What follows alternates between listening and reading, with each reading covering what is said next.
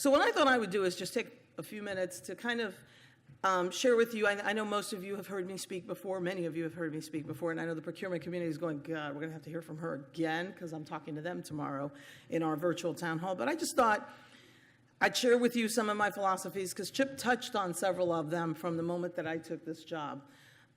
So when I was asked if I was interested in the Chief Procurement Officer's job, I always tell this story. I was actually contemplating retirement. That's a real true story. I was at USCIS working with one of the fantastic teams over there. We have, this department is just extraordinary, the different jobs and the different programs that are out there and the many things that you can do in this department.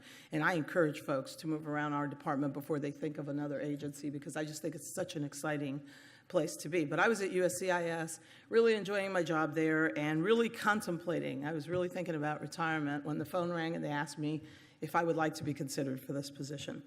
And it was funny because I said, well, let me think about it. Let me go home and talk to my husband. And he cracked up as I was walking through the door. He said, yeah, right, like you're going to turn that down. Because procurement has always been my profession of choice, and I'm very passionate about procurement. And I believe that procurement sometimes gets blamed for when things don't go right and doesn't always get the credit when things do go well. And I think we do that to ourselves sometimes as a procurement community, because we don't explain things well, or we don't sometimes take the time to help people understand what we do. So my focus and my attention since the moment I walked into this job was to dispel some of the myths that surround procurement. We know that we are here to support a mission. We know that we are mission enablers, and I credit Chip with that phrase because he uses that phrase quite a bit to describe what we do in management and particularly in procurement. We are here to enable the mission. We are here to support those frontline personnel who do the tough job of protecting this homeland, or of granting citizenship benefits, or of just interacting with the public in general or state and local governments. But we're the folks that provide them the goods, the services that they need to get that job done. I think that's a pretty important job. I don't know. I think it's a pretty critical job. I've always thought it was a pretty critical job, and that's why I've remained in the procurement profession. And when I moved out of the procurement profession, I moved over to program management for a while, but I always stayed close to that procurement community. And I do think that sometimes we don't explain things well. We don't explain what we do well. When I was a program manager and I had the opportunity to meet with procurement professionals, some of which work for me today, they would come in, and sometimes the things they would say to me, I would look at them and go, what? And I'm a procurement person, and I would go, what? That doesn't make sense. Why are you saying that? Why can't we? Sometimes we lead with no. So one of my philosophies has been and continues to be to the team, our job is to try to find a way to get that job done. It's not to say no, because, by the way, there are very few instances when the answer is really no. The answer may be not that way, not in that time frame, but it's rare that the answer is no, unless somebody's asking you to do something completely illegal. And rarely do we run into those circumstances. So one of the things that I've tried to do is work a little closer with our community to help people understand how we think, why we do the things that we do, and how do we simplify what we do? How we make it more understandable? One of the things that I pride myself in my career, and one of the reasons I believe that I was successful and was able to become a program manager, was because I rarely said far, unless I was talking about the opposite of near. Just checking to see if people are awake. Okay, yeah. It's one of my corny jokes. Come on, stay with me. Anyway, but seriously, I rarely, if ever, mentioned the regulations when I was talking to my customers. I just tried to help them understand what needed to be done to get through the process in the simplest terms and in a way that they could understand. All too often, I have seen, and I have been the recipient as a program manager, of the contracting officer sending me a template for a J&A, and that template doesn't make any sense in reality, unless you know procurement speak, right? When I used to do J&As, I used to actually send a series of questions to my customer within that template to say, this is what we're looking for. See the difference? I'm trying to guide them. And I think that's something that in our procurement community, we don't always do well. Not all the time, but not always do we do that well. And so myths have been created that, we're the paper pushers and we're obstructionists and that kind of stuff, which is not true. Similarly, for industry, Something that they don't know about us procurement people. Rarely, if ever, are our offices at a 100% staffing. Let me try that one again. Because Chip said that flat is the new up. I'd like to get the flat, okay? And that's not a fallacy, and that's true actually for all the management professions. If you really look around, whether it's CFO, CIO, et cetera, we're usually the first ones to take the budget hit. Anybody disagree with that? Because you're not going to impact your programs, or at least you try not to impact your programs, because you got to deliver on the mission. So what happens is you're not always fully staffed, and we don't always have personnel who can dedicate themselves to working with industry and working with the programs. So one of the positions that was actually created by my predecessor, and I've enhanced it and embellished it a little bit more, and they say I've given them a lot more work too, is the industry liaison role. We created the industry liaison to be that conduit for industry to be able to get in and say what they're trying to find out. That doesn't mean the industry liaison is going to have all the answers. That's not the intent. But the intent is they can navigate you through the process, get you to the right people, tap our people and say, hey, we've got some industry folks that are interested in this. And they're the smart ones that can actually even say, you know what, we got enough people asking about this that maybe we should host an industry day. Or maybe we should invite them to participate in this event. Or maybe we need to do a webinar. Whatever the best idea is, so that we can get that information out as quickly and as efficiently as possible and not have industry feel like we're avoiding them. We really aren't avoiding you. That's just not even the case. It really is about workload. It is sometimes about not having the information. Sometimes people being uncomfortable sharing what they have, because we do have folks out there that are still a little risk averse, right? So what I encourage industry always to do is to reach out and talk to us. I think any industry rep who has ever reached out to me knows that I do respond. I may not respond in the moment that you called me or wrote to me, but I always try to find a way to respond. And I do take a lot of meetings with industry myself, and many of the senior leaders at the department take meetings with industry with me. In other words, I invite them and they join me. CIO's office has been extremely responsive. A lot of the program officials, I see Mark sitting over there, he's always been extremely responsive. So do know that we really look to industry to partner with us, and we do want to hear from you. And we take that role seriously. And for the government folks, what I've tried to do is dispel these rumors that you can't talk to industry. In fact, I always tell you, for those of you who talk to me, what I always tell you is you can tell industry anything you want. If you think you gave them an unfair competitive advantage, let us know. We'll post it in Fed Biz Ops, game over, right? Because if I put it in Fed Biz Ops, anybody can see it. So if Mike Smith, I'll use Mike Smith since he's sitting right here smiling at me. If Mike Smith accidentally gives you an unfair competitive advantage because he told you about a solicitation that's coming out next week and he whispered it over here in this corner and only 2 companies heard it, all he's got to do is put it in Fed Biz Ops tomorrow morning and everybody's got it. There is no unfair competitive advantage. We just have to be smart about how we talk to industry and when we talk to industry and what information we give, and take corrective action if we make a mistake. Okay?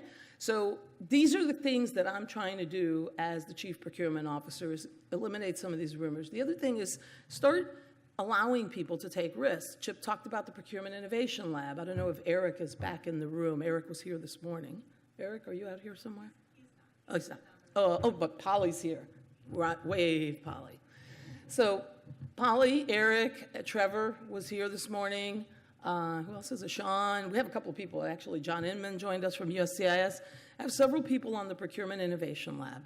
And the idea behind the Procurement Innovation Lab is really to give an opportunity for our contracting officers, our program managers, our IT specialists to identify ways that we can improve the source solicitation, evaluation, and selection process. How do we make that better, faster, and more economically efficient so that we can get to the real job of defending the homeland? So we work with the program offices, we work with the contracting officers, and we work with our legal counsel to identify methodologies, approaches, processes that we can use to expedite. Chip mentioned FLASH, Flexible Agile Support for Homeland. I'm sorry, now I'm talking like Chip. I forgot what FLASH was about. Anyway, but it was for Agile Software Development Services. It was a $1.5 billion procurement intended to be an agency-wide buy over the next 3 years. And Flash was very innovative, starting with our industry day, which was unlike any other industry day. We didn't spend a lot of time talking about the solicitation. We talked about the programs that would operate under that. We did speed dating. We even had an opportunity to meet with a panel of experts, government experts. We had contractors come in for 3 to 5 minute sessions, and they could ask questions one-on-one with the government.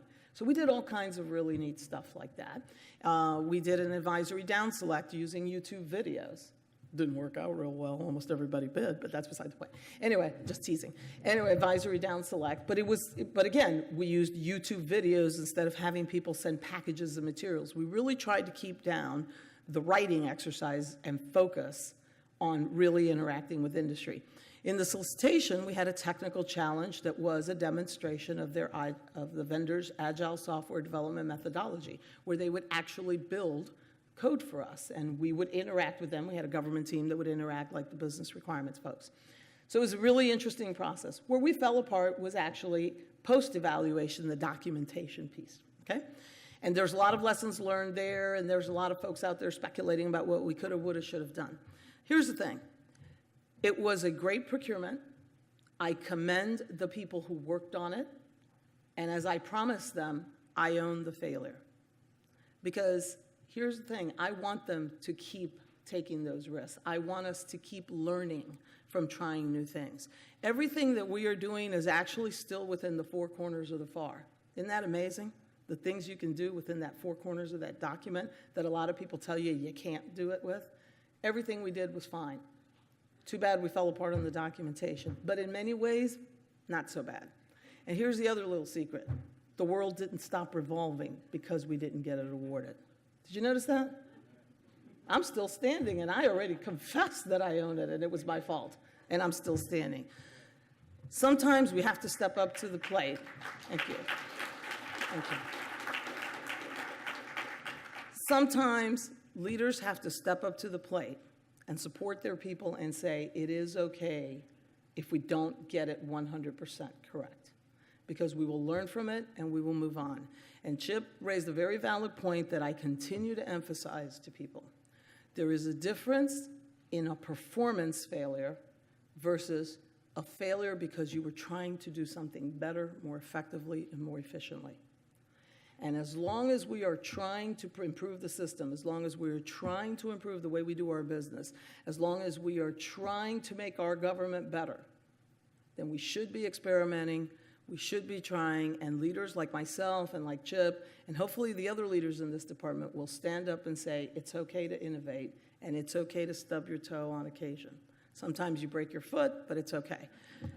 But we should be supporting our people and encouraging that, and that's what I've tried to do as your Chief Procurement Officer, to encourage that, to work with my counterparts across this department and try to find new and better ways to do the business that we do, to get through that process as quickly and as efficiently as possible. And it does start with how we engage with industry. One of our panels this morning raised a very important point. He said, know the market. Know the market you're engaging with. The only way you're going to know that market is if you talk to them. And in the IT world, as Chip said, as we're standing here, that market is changing, that technology is changing. So getting out there as early as possible with that problem statement, with what that idea is, what that thing is that you want to try, or the kinds of services you're trying to buy, getting information out there as early and updating it as often as possible, and giving industry an idea of the schedule is how we help break down the barriers and how we help move our organization forward. And I encourage that. I will always support it, and I will find ways to do that. So whenever somebody says, oh, you know, I don't have time to meet with industry, I say, how about a webinar?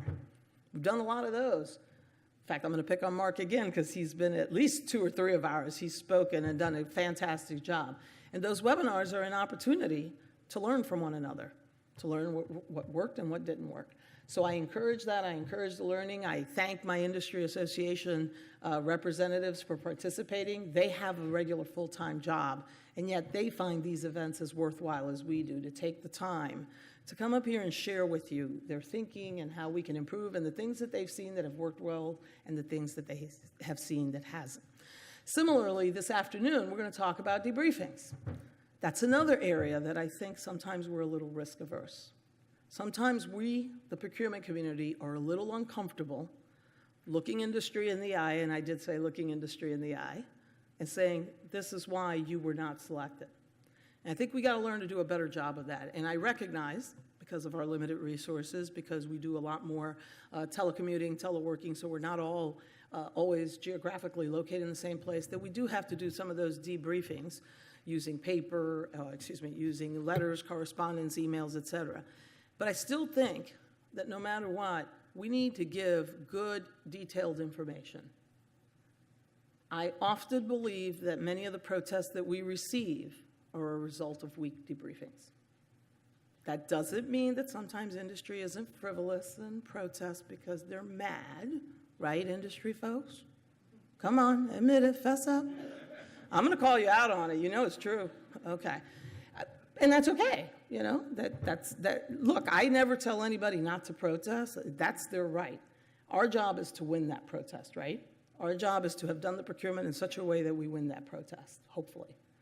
But I also believe that sometimes we do get protests because we haven't been as transparent as we could be, or we haven't been as clear as to how we evaluated that proposal and why that industry failed. And so I think it is extremely important that we hone those skills and do a better job and not be afraid to speak up and say, this is what we did, this is how we did it, and this is why the result was what it was. So this afternoon you're going to see a mock debriefing, and I'm really excited about that.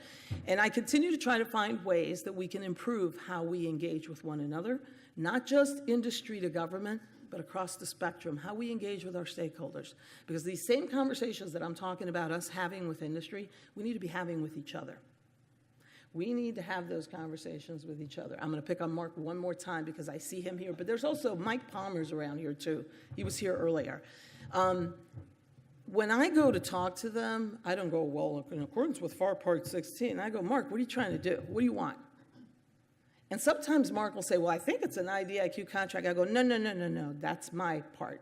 Tell me what you're trying to do, and let's see if we can get you there. We need to have more of those types of conversations. We need to get out there and really understand how we help people achieve their mission and what they're really looking for so that we can arrive at the best solutions. I leave you with this thought that from the moment I've walked in the door, I've said, our goal has to be, from a procurement community standpoint, from a CPO standpoint, has to be business advisors arriving at the best possible solutions to support the mission of this agency. Business advisors, not just a bunch of contracting people, business advisors coming up with good answers. And my 4 goals focus on that. I talk about inspiring and motivating people, the people who are involved in the acquisition process, delivering exceptional results, not writing good contracts, delivering results, exceptional results. It's about enhancing mission capabilities, using our contractual vehicles to inform and educate industry on how they can better support us. And last but not least, meaningful communications. Notice I didn't say industry-government communications, I said meaningful communications. Whether it's the GAO, the IG, industry, the program manager, the IT guy, the CFO, we need to be engaging in meaningful communications and understand one another, speak in a language that translates to one another. And that's critically important. I go out and meet with the GAO and IG, and I regularly meet with the Hill, and I tell them the good and the bad and the ugly, to steal from our little mock debriefing. So again, that's what I'm encouraging our community to do. I thank you for everything that you do every single day. It is truly an honor and a privilege to be your Chief Procurement Officer. I take this job very seriously. I am here for you and for all those men and women who protect the homeland every day. So thank you for your service. Thank you, industry, for participating and helping us out, and for always being there when we call out, even when we don't have really good requirements. I thank you for the support you give us.